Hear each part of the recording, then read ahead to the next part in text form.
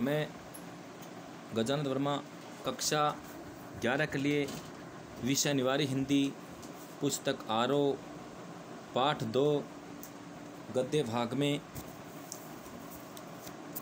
पाठ का नाम मियां नसरुद्दीन, लेखिका कृष्ण सोबती। इस पाठ के हमने 3 पार्ट किए हैं। इस पाठ को हमने 3 भागों में बांटा है। आज हम इसका पहला पार्ट पढ़ रहे हैं। देखिएगा, इस पाठ में पढ़ रहे हैं किस प्रकार से। इस पाठ में खाने के बारे में, रोटियां अनेक प्रकार की बनती है, उन रोटियों के बारे में अखबार वाले कुछ छापना चाहते हैं, अखबार वाले कुछ बताना चाहते हैं। ऐसी स्थिति में वो जाकर के कई प्रकार की जानकारियाँ उनसे लेते हैं। वो कुछ की जानकारी देते हैं, क्योंकि पढ़े लिखे नहीं थे। ऐसी स्थिति में वो ज़्यादा जानकारियाँ नहीं दे पाए। समय व रंग है जो अनेक अनेक रंगों में विभाजित होता है और पठन पाठन प्रक्रिया द्वारा फिर एक हो जाता है। देखिए, कृष्ण सोबती, इनका जन्म 1925 गुजरात, पश्चिमी पंजाब, वर्तमान में पाकिस्तान में है। प्रमुख रचनाएं जिंदगी नामा, दिलो दानिश, ए लड़की, समय सरगम, उपन्यास, दार से बिछुड़ी, मित्रों, मरजानी, बादलों के घेरे, सूरजमुखी, अंधेरे के, कहानी संग में, हम, हसमत, शब्दों के आलोक में, शब्द चित्र, संस्मरण। प्रमुख सम्मान साहित्य अकादमी सम्मान, हिंदी अकादमी का सलाका सम्मान, साहित्य अकादमी की 72 सदस्यता सहित अनेक राष्ट्रीय पुरस्कार। हिंदी कथा साहित्य में कृष्णा सोबती की विशिष्ट पहचान है। वे मानती है कि कम लिखना या विशिष्ट लिखना है। कम लिखो लेकिन अच्छा लिखो। यही कारण है कि उनके संयमित लेखन और साफ सुथरी रचनात्मकता ने अपना एक नित नया पाठक वर्ग बनाया है। उनके कई उपन्यासों, लंबी कहानियों और संस्मरणों ने हिंदी के साहित्यिक संसार में अपनी दीर्घजीवी, लंबे समय तक जीने वाली, और संस्मरण का मतलब होता है कि ऐसी घटना लिखना जिसको सुन करके लोग अचंभा करें, विचार करें, उपस्थिति सुनिश्चित की है। उन्होंने हिंदी साहित्य को कई ऐसे यादगार चित्र दिए हैं जिन्हें अमर कहा जा सकता है। जैसे मित्रों, साहनी, सहमत आदि। भारत पाकिस्तान पर जिन लेखकों ने हिंदी में कालजयी रचनाएं लिखी, अर्थात पहले भी थी, अब भी है, आगे भी चलेगी, उनमें कृष्णा सोबती का नाम पहली कतार में रखा जाएगा। बल्कि यह कहना उचित होगा कि यशपाल के झूठा सच, राही, मासूम रजा के आधा गांव और भीष्म साहनी के तमस के साथ साथ कृष्णा सोबती का जिंदगी नामा इस प्रसंग में एक विशिष्ट उपलब्धि है। संस्मरण के क्षेत्र में हम हसमत शीर्षक से उनकी कृति का विशिष्ट स्थान है, जिसमें अपने ही एक दूसरे व्यक्तित्व के रूप में उन्होंने हसमत नामक चरित्र का सृजन कर एक अद्भुत संयोग का उदाहरण प्रस्तुत किया है। कृष्णा जी के भाषिक प्रयोग में भी विविधता है, अर्थात उनकी बोलने के तरीका भी अलग अलग है। उन्होंने हिंदी की कथा भाषा को एक विलक्षण ताजगी दी है।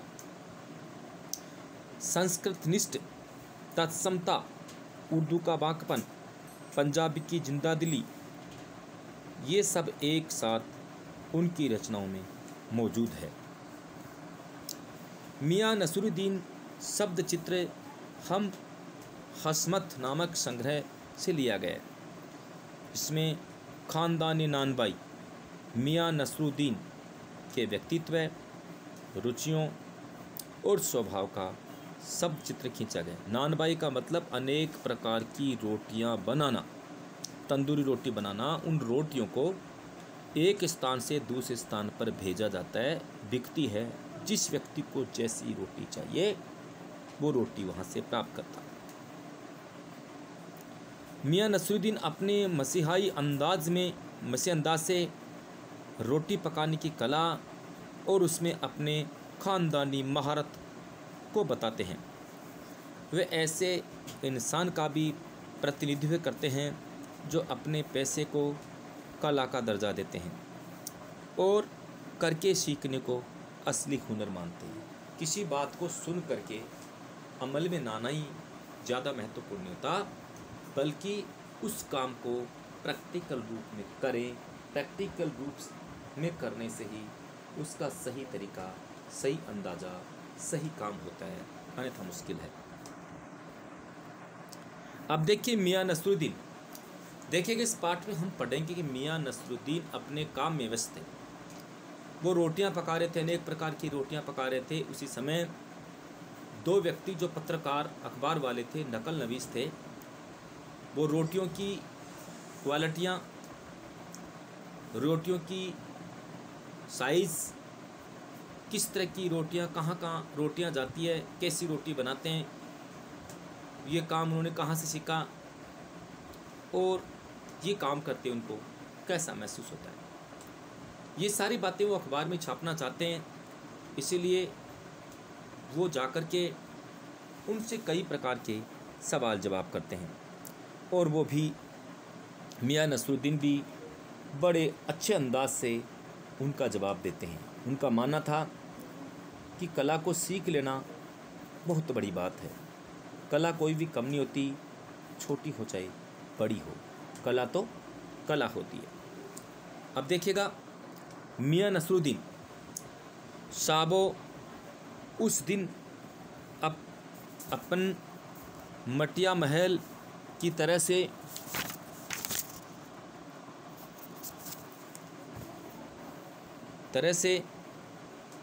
से गुजर जाते तो राजनीति, साहित्य और कला के हज़ारों हजार मसीहों के धूल धड़के में नानबाइयों के मसीहा मियाँ नसरुद्दीन को कैसे तो पहचानते और कैसे उठाते लुत्फ़ उनकी मसीह अंदाज का।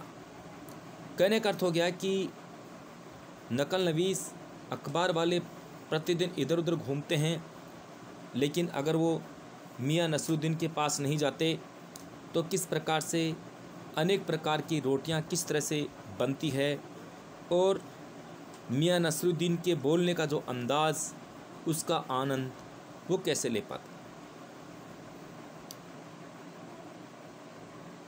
हुआ यह कि हम एक दोपहरी जामा मस्जिद के आड़े पड़े मटिया महल के घड़िया मोहल्ले की ओर निकल गए। अखबार वाले प्रतिदिन अच्छी जगह जाते थे, किंतु आज उनकी इच्छा हुई वो मटिया महल के घड़िया की ओर निकल गए, मोहल्ले की ओर चले गए। एक निहायत मामूली अंधेरी सी दुकान पर पटापट आटे का ढेर, संते, देख ठिठके। एक अंधेरी दुकान थी, उसके अंदर आटे का ढेर लगा हुआ था और उस आटे को तैयार किया जा रहा था। सोचा, यह नकल नवीस ने सोचा, विचार किया, सेवइयों की तैयारी होगी, शायद यहाँ सेवइयाँ बन रही होगी। पर पूछने मालूम हुआ ख़ानदानी नान भाई मियाँ नसरुद्दीन की दुकान पर खड़े हैं। मियाँ मशहूर हैं 56 किस्म की रोटियां बनाने के लिए। अर्थात इस नान भाई जिन रोटियों के ढेर के पास में जहाँ रोटियां बनने वाली थी वहाँ खड़े थे। पूछने से मालूम हुआ कि मियाँ नसरुद्दीन 56 प्रकार की रोटियां बनाते हैं। अब वो कौन सा व्यक्ति किस तरह की रोटियां पसंद करता है, उसको इसी तरह की रोटियां बना करके देते हैं। हमने जो अंदर झांका तो पाया मियाँ चारपाई पर बैठे बीड़ी का मजा ले रहे हैं। जैसे अंदर गए तो चारपाई पे बैठे थे और बीड़ी पीने का आनंद ले रहे थे। मौसम की मार से पका चेहरा, बहुत समय निकल गया था इसलिए पता लग रहा था कि उन्हें बहुत समय बिताया है। आँखों में काइयाँ, भोलेपन और परेशानी पर मजे हुए कारीगर के थे। चेहरे पर भोलापन था, लेकिन चेहरे को देखकर ऐसा भी लग रहा था जैसे कोई मजा हुआ कारीगर हो, अर्थात जैसे इसको किसी कला का बहुत ज़्यादा ज्ञान हो, किसी कला से अभ्यस्त हो, किसी कला की जानकारी इनको बहुत ज़्यादा हो। ऐसा मजा हुआ चेहरा वो लग रहे थे, जिस प्रकार से इन्होंने अपने हुनर को, अपने काम को बहुत ही तल्लीनता से सीखा है और अपनी तल्लीनता से कर रहे हैं। हमें गाहक समझ मियाँ ने स्वर नज़र उठाई, फरमाइए। हमें ऐसा समझा, अर्थात मियाँ नसरुद्दीन ने समझा होगा कि ये कोई ग्राहक है, इसीलिए उन्होंने बीड़ी पीते पीते थोड़ी नज़र उठाई और कहा, फरमाइए, अर्थात आपको क्या चाहिए। झिझक से कहा, आपसे कुछ एक सवाल पूछने थे, आपको वक्त हो तो।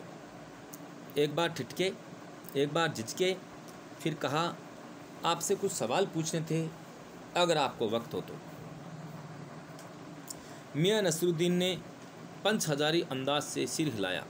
किस प्रकार से सिर हिलाते हैं? हिलाया, निकाल लेंगे वक्त थोड़ा, पर यह तो कहिए आपको पूछना क्या है। अर्थात अंदाज में कहा, निकाल लेंगे थोड़ा वक्त, और कहा, पर आपको पूछना क्या है, अर्थात आपके लिए हम थोड़ा समय निकाल लेंगे, किंतु आप हमसे क्या पूछना चाहते हैं।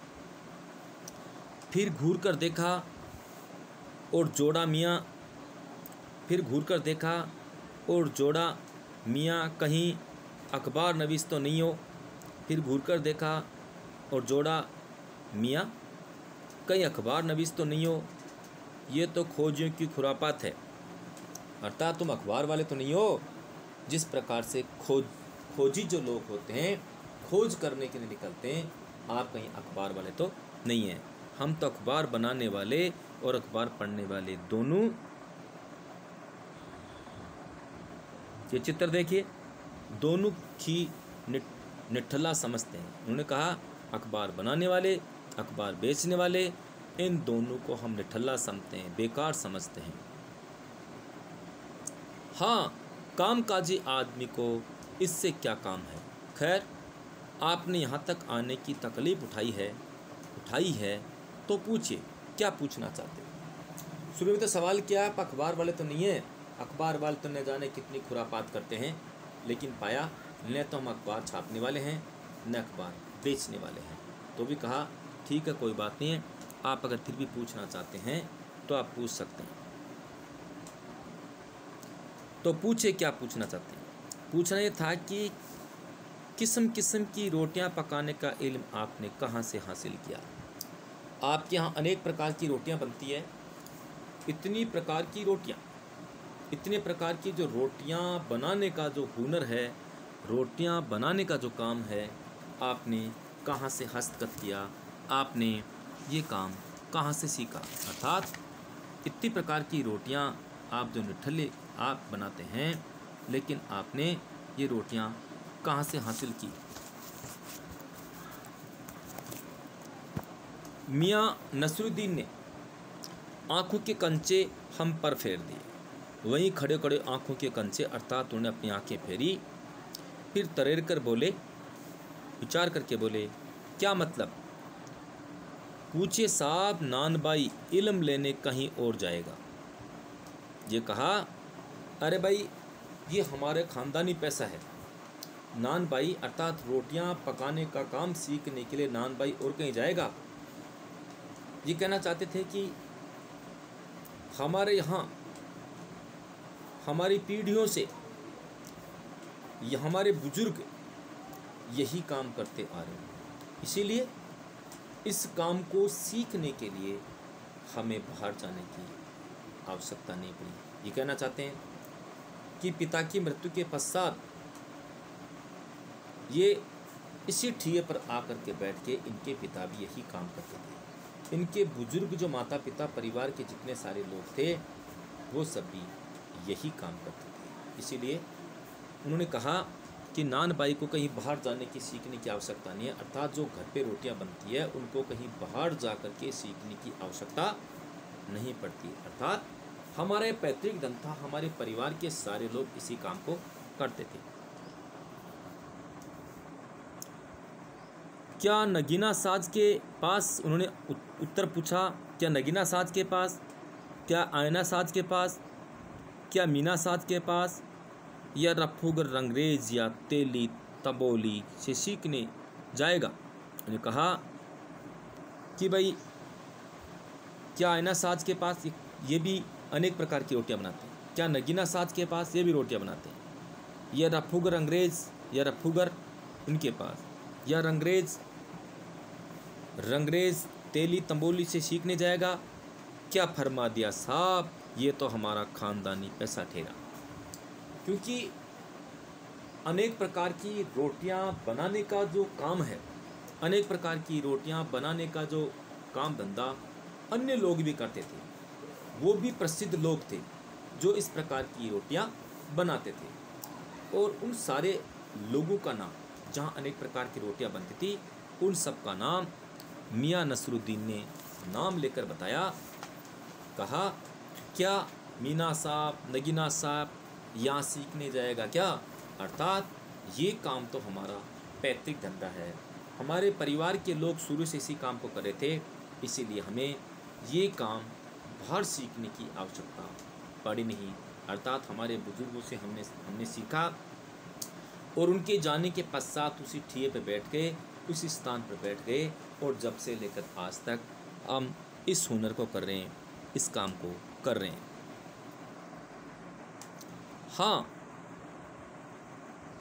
हाँ इतना, हाँ इल्म की बात पूछिए, हाँ इल्म की बात पूछिए, हाँ इल्म की बात पूछिए।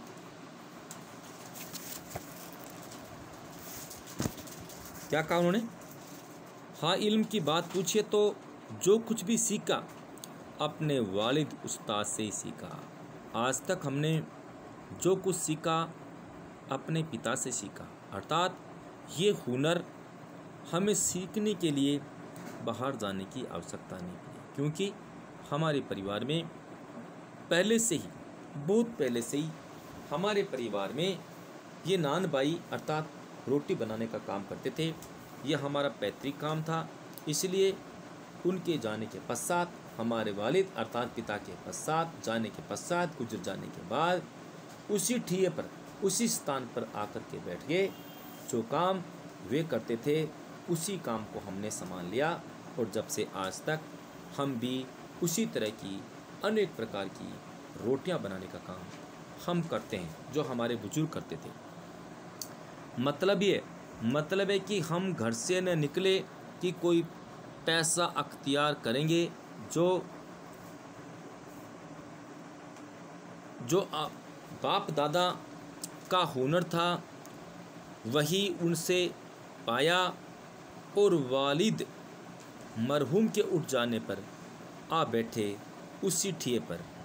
आपके वालिद ये कहना चाहते हैं कि हमारे बाप दादा जिस काम को करते थे उसी काम को हम भी उनके साथ मिलकर के करते थे, लेकिन पिता की मृत्यु के पश्चात, उनके जाने के पश्चात उसी ठिये पर, उसी स्थान पर, उसी दुकान में, उसी स्थान पर आकर के मैं भी बैठ गया। उसके पश्चात उसी काम को हम आगे बढ़ा रहे हैं। अर्थात ये हुनर, ये तरीका, ये ज्ञान, ये कला, ये सारी चीज़ हमने हमारे बुजुर्गों से पाई। अर्थात ये सारे कामकाज सीखने के लिए, अनेक प्रकार की रोटियां बनाने का काम सीखने के लिए हमें कहीं बाहर जाने की आवश्यकता नहीं पड़ी, बल्कि हमारे घर में ही हमारे पिताजी, हमारे बुजुर्ग इस काम को करते थे। जब से लेकर आज तक हम इसी काम को कर रहे हैं। ये काम जो कर रहे हैं, इस काम को करके हमें खुशहाली है, हमें आनंद है कि जाने से पूर्व इस काम को हमने संभाल लिया, और जब से लेकर आज तक हम इसी काम को करते जा रहे हैं। वे कहना चाह रहे हैं कि हमने ये काम कहीं बाहर से नहीं सीखा, बल्कि हमारे बुजुर्गों से, हमारे परिवार के लोगों से हम ये कला, ये व्यवस्था, ये काम सीखा। जब से लेकर के आज तक इस काम को हम कर रहे हैं। आज प्रथम जो पार्ट आपको बताया गया इतना ही है, बाकी कल। Thank you. ओके।